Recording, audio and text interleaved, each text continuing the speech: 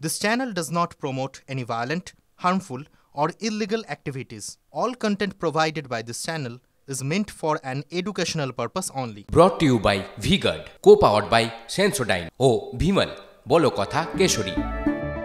Associate sponsor Ultratech Cement।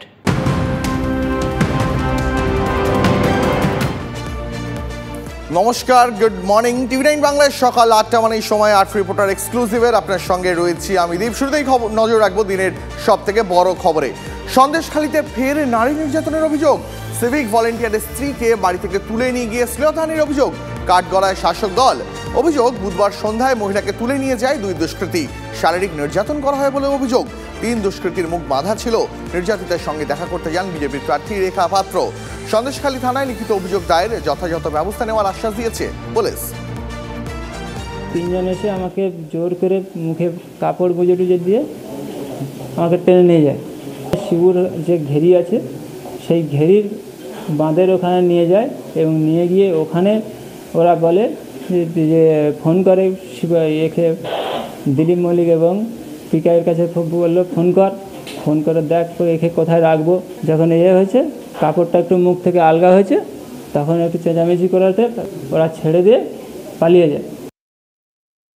ওনারা complain নিয়েছে, কালকে রিসিপ্ট দেবে কথা দিয়েছে। লেট হচ্ছে বলে আর দিদি শরীর খারাপ বলে আমরা বেরিয়ে আসলাম।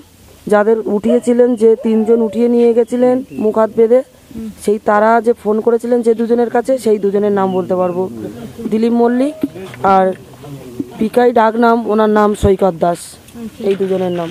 ওনাদের কথা মতো ওনারা তুলে নিয়ে গেছিলেন এবং ওনাকে এই অবস্থাটা ওনাদের তাড়িতে হয়েছে।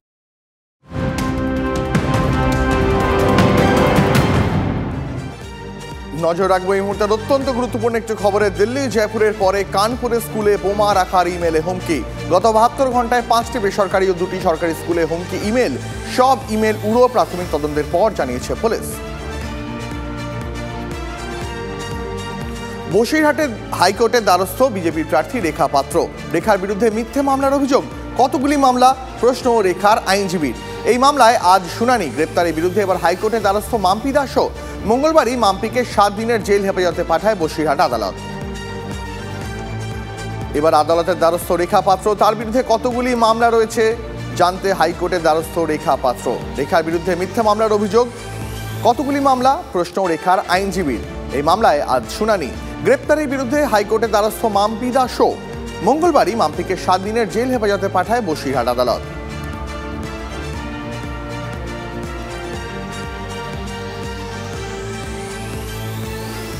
হাইকোর্টের দ্বারস্থ বসিরহাটের বিজেপি প্রার্থী রেখা পাত্র।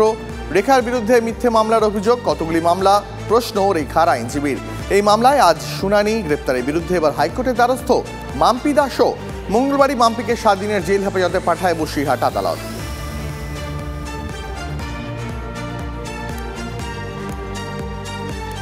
সন্দেশখালীর যাবতীয় অশান্তি যেন থেমেও থামছে না। এবার হাইকোর্টের দ্বারস্থ বসিরহাটে বিজেপি প্রার্থী রেখা পাত্র। আরো বিস্তারিত জানবো সহকর্মী সোমার কাছ থেকে। সোমা, তাহলে সন্দেশখালীর ঘটনা এবার হাইকোর্টের দোরগোড়া পর্যন্ত পৌঁছে গেল আরো একবার।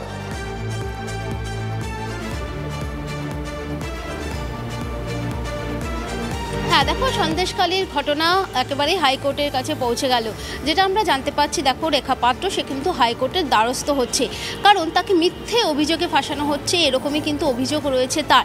এবং তার যে আইনজীবী, তার প্রশ্ন কি কি মিথ্যে কেস তাকে দেওয়া হচ্ছে, এই প্রশ্নগুলো কিন্তু আজকে তার আইনজীবী সেই আইনজীবী তুলবেন। এবং যেটা জানা যাচ্ছে যে হাইকোর্টেই কিন্তু আজকে এই মামলার শুনানি হবে। ফলে আমরা দেখতে পাচ্ছি যে সন্দেশখালী নিয়ে কিন্তু বড় ঘটনা এবং রাজনৈতিক মহল কিন্তু একেবারেই উত্তাল, সেটা কিন্তু একেবারে বলার আর অপেক্ষা রাখছে না। আমরা দেখেছি সন্দেশখালীতে এই নিয়ে কিন্তু উত্তেজনা, গতকালও আমরা দেখেছি দিনভর দিন রাত কিন্তু সন্দেশখালী কিন্তু এখন খবরের শিরোনামে।